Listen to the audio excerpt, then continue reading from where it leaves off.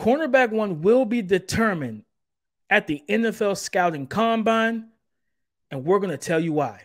Next up on the Locked On NFL Draft Podcast.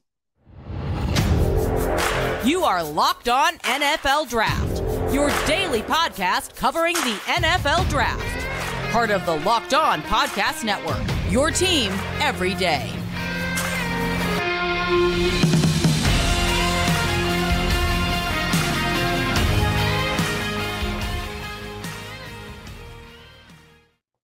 Welcome back to the Locked On NFL Draft Podcast, your daily podcast covering your favorite NFL draft prospects, part of the Locked On Podcast Network, your team every day. I am your host, Damian Parson, on the ones and twos. You can find me on Twitter at DP_NFL, national scout with the Draft Network, and your favorite and local running back guru. And of course, as always, I got the champ with me. Keith, talk to him, baby. Man, what's up? What's up, man? This is Keith Sanchez, senior draft analyst at the Draft Network. And like my guy DP always says, man, 2019 national champ. Yes, the LSU Tigers, the best college football team ever created, man. But you know why I'm here, man? I'm here to bring championship level content. When it comes to the NFL draft, man, let's talk prospects. Let's talk football. Let's talk draft philosophy. And we're about to get into it. DP, let's kick this thing off. Keith, I'm going to throw it to you real quick. And I want your initial reaction. Tell me your CB1 heading in to the NFL Scouting Combine. Ooh, man, you put me on the hot seat early, right? You started this thing. We're only 2 minutes in, DP, and you already started this thing off, man. You put me on the hot seat. But I'm going to go with it, man. I've never been afraid of the hot, never been afraid of the fire, man. I'm going with Oregon cornerback Christian Gonzalez. Yeah, I said it. That's what I'm rolling with. I can't believe I'm picking a cornerback out of the Pac-12, right? I thought for sure it'd have been somebody out of the SEC, man. But I like Christian Gonzalez. Listen, he's listed at 6'1", 6'2". But you know what I like? The dude is smooth, man. The dude is smooth. Smooth in his transitions. His hips are fluid. His feet are quick. He has lateral agility. And you know what else he does? He takes the ball away, man. He brings the ball back and he gives it back to the quarterback. You have to love that. And DP for me, you know, I've told you this, man, but I want to talk with our listeners right now.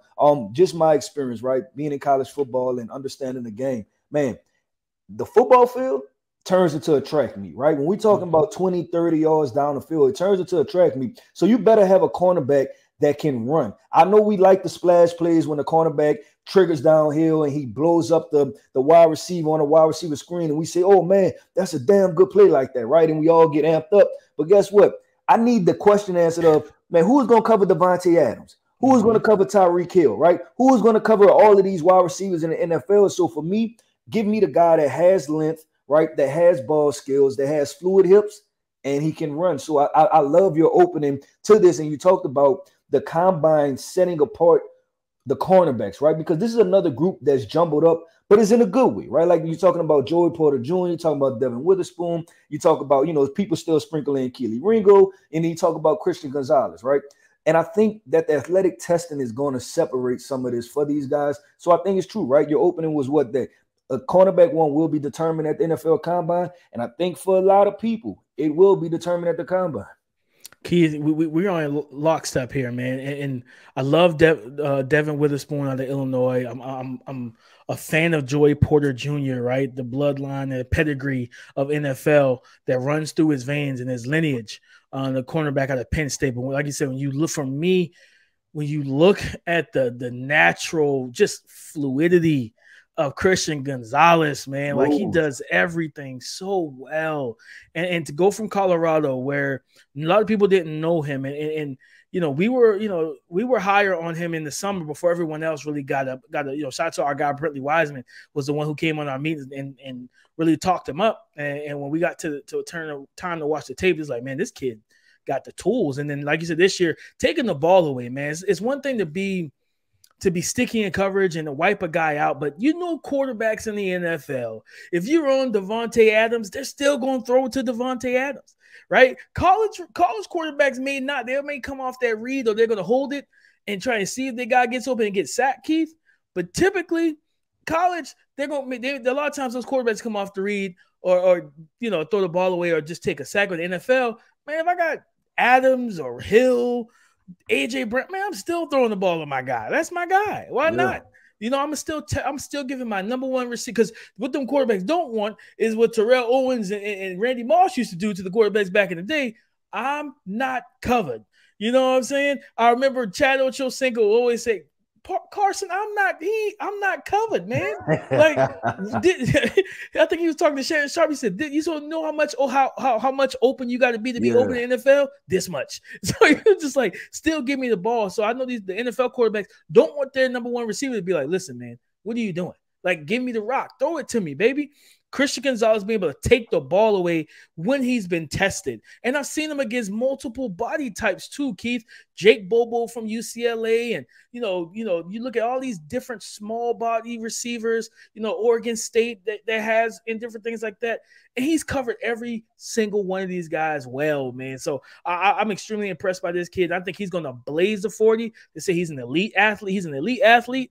So, Keith, I think he's going to test out of this world and really submit himself. But, Keith, let's talk about, Joey Porter. Let's get into – I want to get your thoughts on – he's 6'2". He might have the longest reach of corners in this class, right? He's got all the the things length in the world. He's got all the physical tools that you can't teach, Keith. So, what do you do with that? What are your thoughts right now when you're looking at Joey Porter? What does he have to do with the combine to probably try and usurp and leapfrog Devon Witherspoon and Christian Gonzalez for that top spot? Man, I think it's gonna be tough, man. I think in the testing there has to be a gap, right? Like, it can't be close with Joey Porter. So if Christian Gonzalez runs a 4.4 flat, like, Joey Porter needs to run a 4.31, right? The vertical is gonna have to matter. The L drill, the 20-yard shuttle, like, all of those things are gonna have to matter, because I think Christian Gonzalez, from a technique standpoint, he's just a little bit more advanced at this point, right? He's just a little bit more fluid at this point. So I think if you're drafting from the perspective of, all right, I'm going for a corner that I can see play press man every single down, right? And you're going for the guy that's going to win more reps than lose, right? Then you're going to go with Christian Gonzalez. And Joey Porter is just a little bit different stylistically, right? And you know what? You can almost liken it to last year, the Derek Stingley versus Sauce Gardner situation. If Sauce Gardner, he went to a good situation with the New York Jets. If he went to a primarily man team, things probably wouldn't have played out the same way, right? And then Derek Stingley, right? He goes to a cover 2 scheme, which is, it's okay, but it doesn't highlight what Derek Stingley is best at. So, man, I think for those people who love Joey Porter, you need to be thinking of a cover 3 team. You need to be thinking some zone type things where he can get his eyes back to the quarterback, understands that the receiver is under him, and he also has help over the top, and he could just flat out use that length to make plays, because I think that's where Joey Porter will live at. I love that, Keith. And, real quick, to add to that, like you said, just you talked about Stingley going to a cover 2 scheme. You think about that lost, forgotten year of Darrelle Revis in Tampa, right? Mm-hmm. Where they got him sitting in curl of flats. And it's like, man, that's not Revis. Then he goes back to Bill. He goes to the Patriots the following season, win the Super Bowl, because he's back in his bag of being man-to-man. I want to throw one more name out there, Keith, that I believe he's a first-round guy that I believe has a real shot at taking CB1, and that's Kelee Ringo. And I'm going to tell you why I think that, Keith. When you said that, I wasn't expecting you to say that. I was not expecting. That caught me off guard. You see, I had to do a double take. That caught me off guard, DP. But I love to hear it. Let me hear why you think Kelee Ringo could possibly take CB1. My case for that is when you talk about Joey Porter, right? He has the measurements, but the testing may not be close with him and Gonzalez. The testing more than likely is going to be close with Kelee Ringo, though. Right. You know what I mean? With Gonzalez being a much leaner and smaller body type, to where you got Kelee Ringo at 6'2", 6'3", 215, around that range of what he's been listed playing at, or maybe even a little heavier. Keith, bulky guy, a workout warrior, right? But he's a track guy, 10'4", I think he's 10'4'3" or something along that in high school as a junior. Right. So you think about that explosiveness. They already said that this so far training that he got in the high numbers in miles per hour, well over 23. I think it was like 24, 25 or something wild like that on the GPS. I think he has the physical tools, right? The physical body, but then he can go out there and test at a high rate. And Keith, if he goes out there and blazes the 40, I'm talking sub 4.4, 4.31, 4.33, somewhere in there, jumps out of this world. I'm just saying, you know how teams love big corners, but then you get a big corner that can move and can run. I think he's got a real shot if he goes out here and dominates the combine. Man, I like it. I like it. DP starting up a little controversy, man, a little competitive controversy, but I like it. Bit. So listen. We've talked those elite corners, man, but that's only one part of the secondary, right? You still have those safeties. So coming up next, me, DP, we're going to get into those top safety prospects, those difference makers on the back end of the defense. Guys, if you are on the road, you're traveling, which we will be doing in a couple of days for the Indianapolis, NFL Scouting Combine, and you don't have a chance of stopping and getting a full meal, but you need something that's delicious, that will fill you, but doesn't have all the fat and calories, you got to try Built Bar. I'm getting another box. I told you guys last time, I got a box recently. I'm already ran through that. I'm getting another box where I can take that with me on my flight and throughout the days at the combine. And you want to know what's really great about Built Bar? It's a protein bar that tastes like a candy bar. I believe it's 17 to 18 grams of protein, but it tastes like a real candy bar because it's made out of 100% real chocolate. You heard it from me, 100% real chocolate. So guys, if you need something that's going to fill you, give you the good nutrients that you need to get through the day, and then still give you that energy, right? You want to go with Built Bar. You don't have to order it online, but you can. You can also go to your local Sam's Club and get a 13-bar box with different hit flavors like brownie batter and churro, things of that nature. You're going to thank me later, but you can also go to your local Walmart, get a smaller box, a 4-bar box. If you just want to test it out, you can go there, go to your local Walmart, go to the pharmacy section and find cookies and cream or double chocolate, something that will really tickle your fancy. So guys, listen, at the end of the day, I'm going to tell you where you need to go. If you do want to go order it online, go to BuiltBar.com, use our promo code LOCKEDON15, and you'll get 15% off your next order. Keith, these safeties, man, bro, like when you really think about the safety position, it's evolved, Keith. There's no more Earl Thomas, Ed Reed, there's no more of that.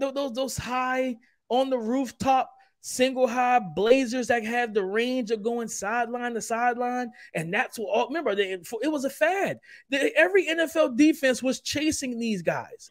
Oh, man, he runs a 4.3. He's got to be – no, he didn't have the instincts. He didn't have the ball skills, right? He didn't know how to read the eyes of the quarterback and things of that nature. So it's evolved, Keith. And when you look at this safety group, it's a talented group, Keith. And we all know the guys in your region, Brian Branch is the top, at the top right now. He is the creme de la creme, cream of the crop, right? Yeah, tell us about Brian Branch. Yeah, no, I think Brian Branch is going to show well, man. It's on film and it's evident that he's a damn good athlete, right? So I'm expecting this guy to come in, run under a 4.5, right? Jump really well, explosive, quick twitch, explosive athlete. So I'm expecting Brian Branch to do really well, and those things translate on the film, right? And I think when you talk about what are you getting Brian Branch, I think that has yet to be all the way unlocked because, like you said, his usage at Alabama was much like how the NFL kind of does things with some of these nickel safety type guys where he's always close to the line of scrimmage. But in a right scheme, in a different scheme, I think Brian Branch can come in and he can show that he can play on top of a defense, right? He can play 20 yards off the football and make plays sideline to sideline. So for Brian Branch, I'm expecting this guy to not only test well, but I think he's going to interview well. And there's a high chance that he will still be the number one safety that comes off the board after the NFL Combine. No, and Keith, he's that one of those new hybrid safeties where it's like you walk him down into the nickel and he's going to assist you and be a +1 guy in the run game, right? But then he also has some man coverage skills that you will feel good about against these athletic tight ends, Keith, which are absolute mismatches for linebackers and different things like that. So I'm excited to see him. Keith, one guy that continues to come to my mind is, our boy out of Georgia, Christopher Smith. We saw him down in Mobile, man. He's a baller, bro. Like he's not going to measure out the way that, some of these other bigger safeties will, right? But this is a former cornerback convert. He plays a lot of nickel, a lot of too high safety looks and shells for Georgia's defense. But you talk about instincts. I think he may have – I'm going to say he has the best instincts in this class, Keith, in terms of being able to bait quarterbacks from depth, trigger down, and then take the ball away, right? Not only that, but he knows how to create turnovers. He's not just a guy, just like in basketball, right? A great on-ball defender, the Tony Allens and all those guys back in the day who could, Ron Artest, just like put clamps on the ball on the ball handler and take the ball from him, but also play the passing lanes, right? Force those pass breakups, and that's what Christian Smith can do as well. You turn on the LSU tape in the SEC championship game where they threw, like, I believe it was a slant, and he's playing up top from depth, and he triggers down, makes a jarring hit, ball pops up, hits the receiver's foot, pops up again, and then one of the Georgia defensive players makes a play on it. So he's always around the ball, Keith. So just seeing him in the drills, I'm interested in where he tests, though. I think he can test well, but I want to just know what's that raw athleticism look like for him. Yeah, I think this is going to be big for Christopher Smith, man, because I think anybody that cuts on the film, you see that this dude is a baller, but then you also realize that he's slightly undersized, right? Like, this guy is not 6 foot. He's not 200 plus pounds. So whatever he runs, that's going to be extremely important for him. And I think he has to run under 4.5, man. I think teams will be willing to negotiate with that 4.45-ish type range. But I think if you get into a 4.55, that's not good, right? Like, he's going to have to run faster than that because he is an undersized, quote unquote, safety. But he is these new hybrid safeties, man, where you feel really comfortable with his ability to be able to cover. And I think a guy like last year, Jalen Petrie, right, who showed the ability to kind of transition from being close to the line of scrimmage to kind of backing off a little bit, and he started to make plays for the Houston Texans this past football season. I think Christopher Smith has more instincts than that. I wanted to ask you, Keith, I don't have the height weight for both players right in front of me right now, but every time I kind of watched him, I always thought about the Honey Badger when he was with LSU. And just like the size didn't matter for him, man. He was a playmaker. He made plays for that defense, whether it was forcing PBUs or interceptions that somebody else was able to take advantage of, or just taking the ball away himself, right? And he did a lot of things, playing corner, playing nickel. He was kind of the before the time, shout out to Michael Jackson, right? He was kind of before the time, where he was ahead of the curve in terms of being one of those hybrids. I don't know if you would agree, but that's the name that always comes to mind. But I would say I think Honey Badger was a more explosive athlete. Just like, just remember what, because he returned kicks and punts. He was dynamic, man. Yeah, so DP, I'm an LSU guy, man, and you mentioned a guy that's rare. You know what I'm saying? Like, you talked about the elite of the elite, man, in the Honey Badger, man. So listen, I won't quite give him that, right? Because I don't want to put that type of pressure on a young guy, man. But stylistically, I do agree, right? He has that same mentality and temperament that, man, he takes what he wants, right? He wants the football. He's going to go take it away. He's fearless in what he does. And like we keep coming to, man, the instincts at the safety position is the number one trait, man. Is, can you jump routes? Do you understand what's going on? Do you understand route combinations? And are you confident in what you do, right? Are you second guessing yourself, or are you pulling the trigger, playing full speed? And whether you mess up or not, man, it's a full speed play. And for me, Christopher Smith is definitely one of those guys. But DP, real quick before we have to transition, man, is there another safety on this board to where you kind of highlighting and you're like, man, I really want to see that guy? Oh, yeah. Jamie Robinson from Florida State, man. I've been talking this kid up for a couple of weeks now. He's one of your guys in your region. I remember you talked well of him. I met him, in this past summer at the ACC Media Day. He was there, spoke well, really, instinctive headsy player. And you mentioned Jalen Petrie, and that's the guy that continues to pop in my mind when I watch Jamie Robinson. And I love him going down to the Senior Bowl where that coaching staff put him in one-on-ones against receivers, not just tight ends and stuff like that. No, he had to cover receivers, and he did a good job out there, Keith. I think this young man is talented enough to where now the main thing with him, he goes up there and busts 4.5 or lower. I think he's going to push himself up boards, right? Jumps well in the broad and in the vert. But then the field drift, show off that transitional fluidity and getting out of breaks and, snapping and driving on the ball, the L drill, the W drill, things of that nature. And I think he has good ball skills from what I've seen of him, Keith. And I know, like you said, you've done the deep dive on him, but I think he's a talented kid. Yeah, I agree. I gave that guy a 3rd round grade initially just because I thought he was a talented football player. But DP, listen, man, we've talked elite cornerbacks, right?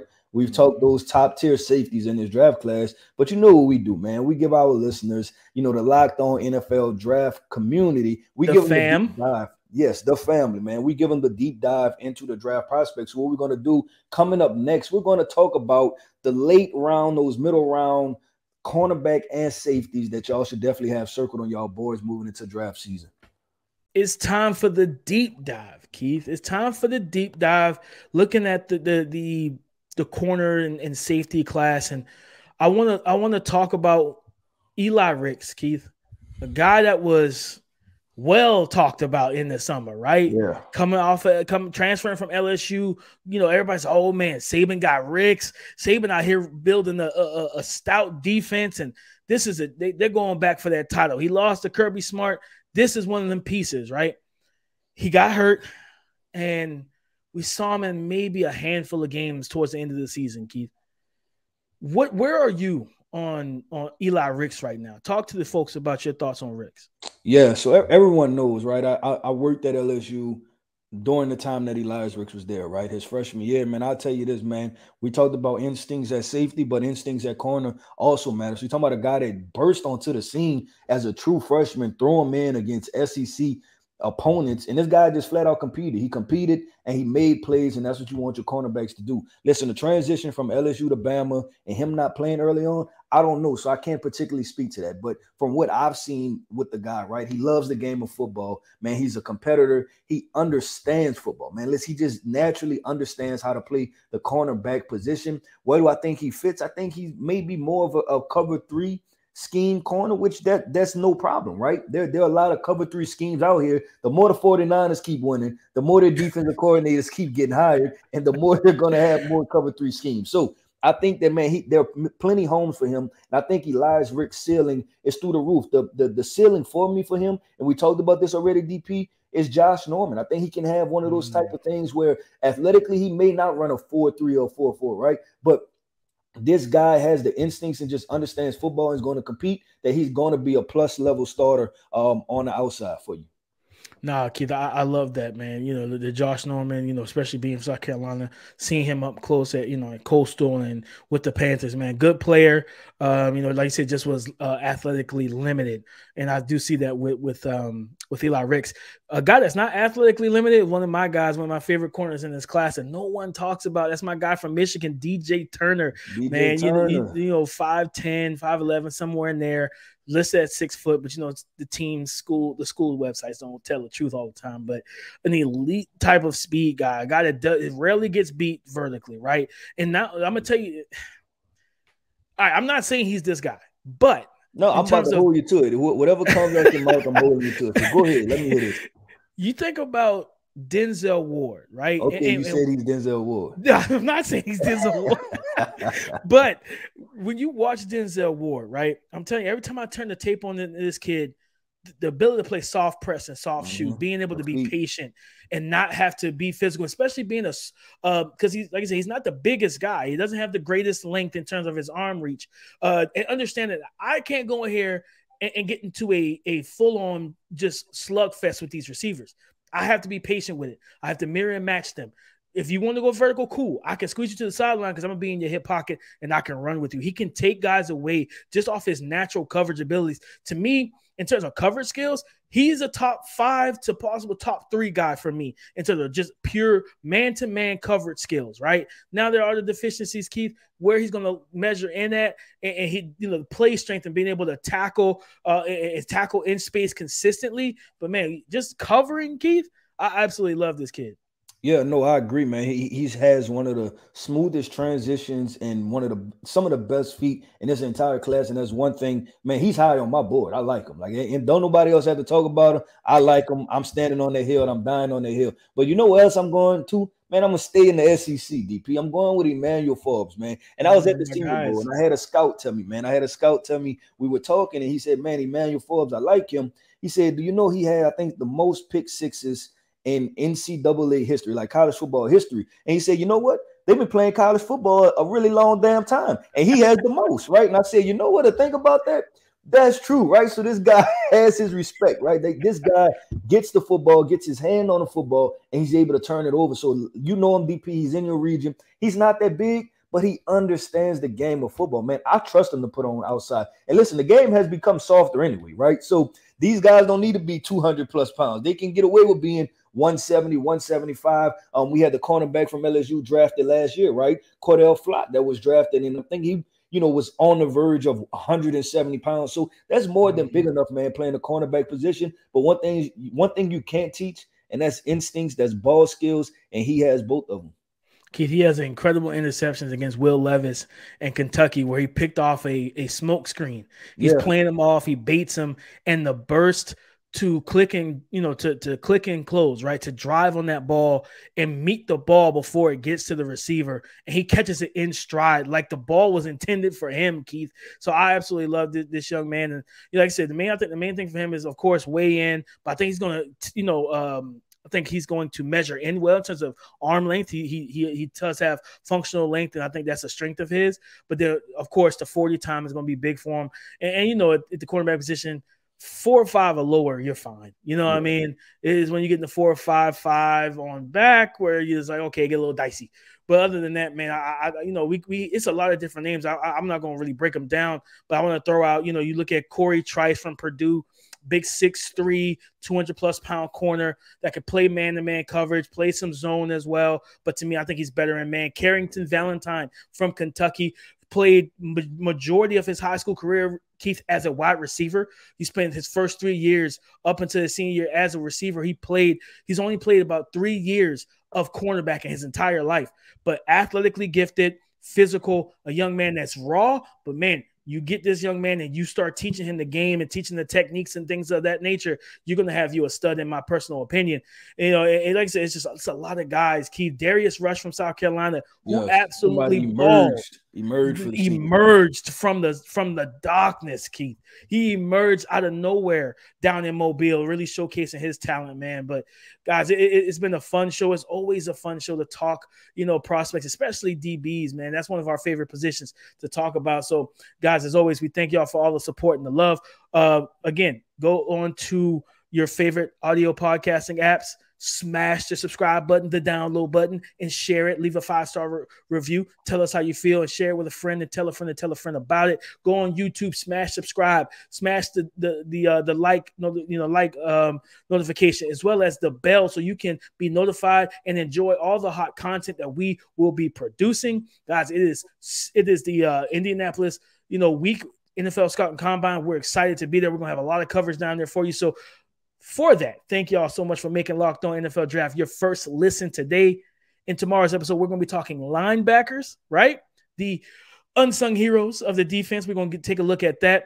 And for Keith Sanchez, he's on Twitter. You can find him at the Talent Code. For me, I'm Damian Parson at DP_NFL. Come and join the conversation again tomorrow on the Locked On Podcast Network, your team every day.